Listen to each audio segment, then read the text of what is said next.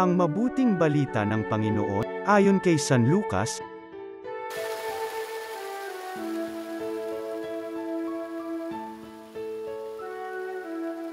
Si Maria ay nagmamadaling pumunta sa isang bayan sa kaburulan ng Juda.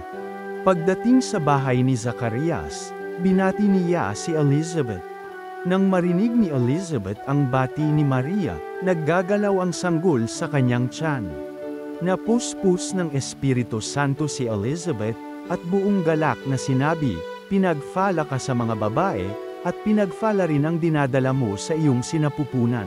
Sino ako upang dalawin ng ina ng aking Panginoon? Sapagkat pagkarinig ko ng iyong bati ay naggagalaw sa tuwa ang sanggol sa aking tiyan.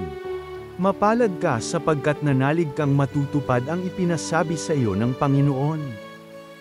At sinabi ni Maria, "Ang puso ko'y nagpupuri sa Panginoon. At nag-agalak ang aking espiritu dahil sa Diyos na aking tagapagligtas. Sapagkat nilingap niya ang kanyang abang alipin. At mula ngayon, ako'y tatawaging mapalad ng lahat ng salinlahi. Dahil sa mga dakilang bagay na ginawa sa akin ng makapangyarihan. Banal ang kanyang pangalan. Kinahahabagan niya ang mga may takot sa kanya, sa lahat ng salit-saling lahi. Ipinakita niya ang lakas ng kanyang mga bisig.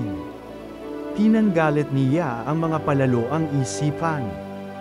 Ibinagsak niya ang mga hari mula sa kanilang trono. At itinaas ang mga nasa abang kalagayan. Binusog niya ng mabubuting bagay ang mga nagugutom. At pinalayas niyang wala ni anuman ang mayayaman. Tinulungan niya ang kanyang bayang Israel. Bilang pagtupad sa pangako niya sa ating mga magulang.